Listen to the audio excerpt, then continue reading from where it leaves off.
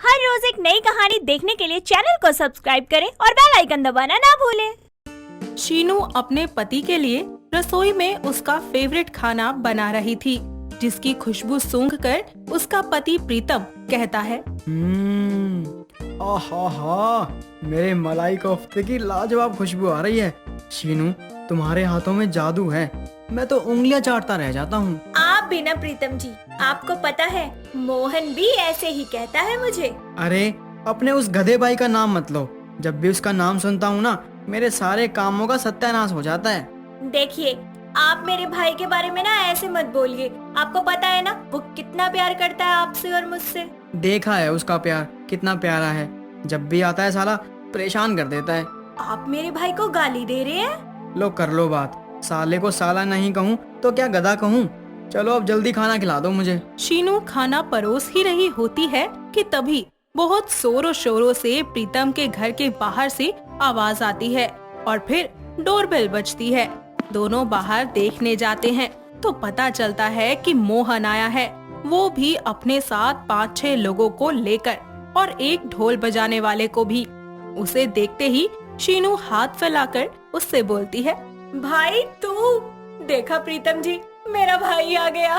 कैसी हो दीदी और मेरे प्यारे जीजा जी। हे भगवान, आपने इस जल्लाद को मेरे घर फिर से क्यों भेज दिया? अरे साले साहब, अचानक कैसे आना हुआ? बस क्या बताऊं मेरे प्यारे जीजा जी, आप दोनों की बहुत याद आ रही थी और सबसे ज्यादा तो आपकी। हाँ सब पता है क्यों आया है, मेरे पैसे खर्च करवाने के लिए ना। अरे दीदी, जीजा जी आप यहीं खड़े रहोगे क्या? नाचिए, मैं ढोल वाले लेकर आया हूँ।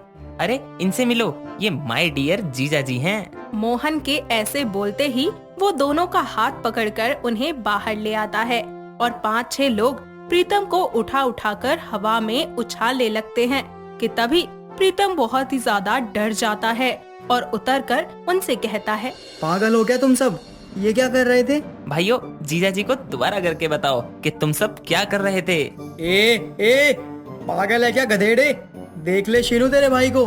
मेरे प्यारे जीजा जी, ये मेरे प्यार करने का तरीका है। तुम्हारे प्यार के चक्कर में मेरी हड्डी पसली एक हो जाती। अरे आप भी ना आते ही मेरे भाई के पीछे पड़ गए। भाई चलो अंदर, मैं तुम्हें खाना खिलाती हूँ। इतना बोलकर वो उसे अंदर ले जाती है, जहाँ तीनों खाना खाने के लिए बैठते हैं। तभी खाने को देखकर मोहन बोलता है, वाह दीदी, आपको पता था क्या कि मैं आने वाला हूँ, इसलिए आपने मेरी फेवरेट मलाई कोफ्ता पहले से ही बनाकर तैयार रखी है। अरे भाई, ये तो तुम्हारे जीजा जी के लिए बनाए थे। अरे शीनू ने मेरे लिए बनाया है, तूने क्या फोन करके बताया था हमें कि तू आ रहा है? पता नहीं मेरी चीजें इसे क्यों पसंद आती हैं। कुछ बोला क्या जीजा जी आपने? नहीं खाना खाओ। वैसे तू कितने दिन के लिए रहने आया है यहाँ? अरे जीजा जी, दिन नहीं 1 महीने के लिए अपनी दीदी और जीजा जी के साथ रहने आया हूँ। इतना बोलकर सभी एक साथ खाना खाते हैं। अगले दिन दोनों में किसी बात को लेकर बहस हो रही होती है, जिसके बाद मोहन कहता है, रहने दीजिए जीजा जी, आपके बस की बात नहीं है, आप हार जाएंगे। मैं और तुझसे हारूंगा? साले साहब, खुली आंखों से सपने देख रहे हो आप। ऐसी बात है तो पंजा लड़ाकर दिखाइए मुझसे।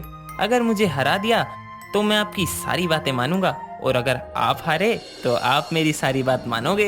इतना कहते ही दोनों एक टेबल पर बैठकर पंजा लड़ाने लगते हैं, जिसमें कभी प्रीतम जीतने वाला होता है तो कभी मोहन का हाथ उसके जीजा जी पर भारी पड़ता है और चीटिंग करके मोहन आखिरकार प्रीतम को हरा ही देता है।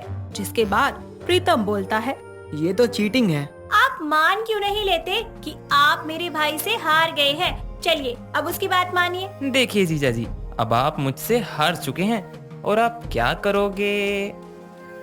हाँ, आप मेरा फोन ठीक करवा दीजिए। वो क्या है ना, कल पानी में गिरने की वजह से चल नहीं रहा है। बस मौका चाहिए इसे मेरे पैसों को चूना लगाने का। अपनी आदतों से बाज नहीं आएगा ये। मोहन करा दूंगा ठीक। इतना बोलकर वो अगले दिन उसका फोन ठीक करवा देता है और मोहन से बदला लेने के लिए प्रीतम के दिमाग में एक आइडिया आता है, तो वो उसके लिए एक जाल बिछा कर रखता है। जैसे ही मोहन कमरे में आता है, दरवाजा खुलते ही मोहन के ऊपर कलर वाला पानी गिर जाता है। ये देखकर प्रीतम उस पर जोर से हंसता हुआ कहता है, अरे रंगीला, तू तो पूरा ही गीला हो गया रे। ओह, तो ये आपका कारनामा है। मुझे पहले ही समझ जाना चाहिए था। अब मैं चलता हूँ, मुझे और भी बहुत काम है। जैसे ही प्रीतम आगे बढ़ता है उसी पानी में वो भी फिसल जाता है, जिसके बाद मोहन उस पर हंसते हुए कहता है, जीजा जी आप तो गिर गए। मैंने कहीं सुना है जो दूसरों के लिए गड्ढा खोदता है वो एक दिन खुद ही उसमें गिर जाता है। तुझे तो मैं देख लूंगा। अभी उठा मुझे। मेरी कमर टूट गई। प्रीतम के ऐसा कहने पर मोहन उसे कमरे तक कंधे के सहारे ले जाता है और डॉक्टर को बुलवाकर दवाई दिलवाता है। कुछ दिन बीत जाते हैं और अचानक मोहन का एक डीलर उससे पैसे लेने के लिए उसके पास आता है और पैसे ना होने की वजह से वो प्रीतम को कहता है, जीजा जी मैं एक मुसीबत में हूँ, प्लीज आप मेरी हेल्प कर दीजिए। इन्हें पेमेंट करनी है सामान की और मेरा सारा पैसा तो भोपाल में है, तो 1 लाख रुपए की पेमेंट आप ही कर दो ना। बस इतनी सी बात? तू रुक, मैं अभी इंतजाम करता हूँ। बस एक कॉल करके ही मेरा दोस्त ले आएगा। थैंक यू जीजा जी। अरे भाई अब और कितनी देर लगेगी पेमेंट लाने में? बस 2 मिनट लगेगी, आता ही होगा जीजा जी का दोस्त। अरे भाई कितनी देर लगेगी? बस 2 मिनट यार, वो आने ही वाले हैं। ऐसे ही 2-2 मिनट करते हुए मोहन को पूरे 3 घंटे हो जाते हैं और उसका डीलर उस पर गुस्सा करते हुए कहता है, अरे भाई ये क्या बदतमीजी है, तुम्हारे 2-2 मिनट करते 3 घंटे हो गए। जीजा जी आपका वो दोस्त कब आएगा? उसको बोलो थोड़ा जल्दी आ जाए। बस 2 मिनट में आता ही होगा। अभी 2 मिनट पहले ही फोन करके बताया है। तभी वहाँ पर प्रीतम का दोस्त विकी आता है और जेब में से एक लिफाफा निकालकर मोहन के हाथों में दे देता है, जिसे छूकर मोहन कहता है, जीजा जी ये क्या है? 1 लाख की गड्डी तो लग नहीं रही इसमें, बड़ा पतला लिफाफा है। ये पैसे नहीं है, ये तो ट्रेन की टिकट है। क्या? अब मैं पैसे लेने भोपाल जाऊं? जी जाना तो पड़ेगा। ठीक है तो चला जाऊंगा। वाह जीजा जी वाह, 1 लाख तो दिए नहीं, ऊपर से टिकट करवा दी। तूने क्या समझा था कि इस बार तू मुझे लपेटे में ले लेगा?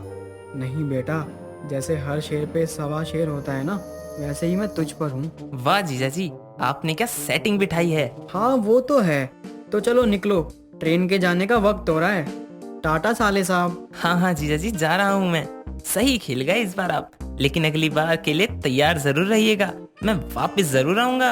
इस तरह मोहन और प्रीतम के बीच की तकरार बनी रहती है। मोहन हमेशा उसके पैसों का चूना लगाता है, लेकिन इस बार प्रीतम मोहन को टोपी पहना देता है और मजबूरन मोहन को वहाँ से जाना पड़ता है।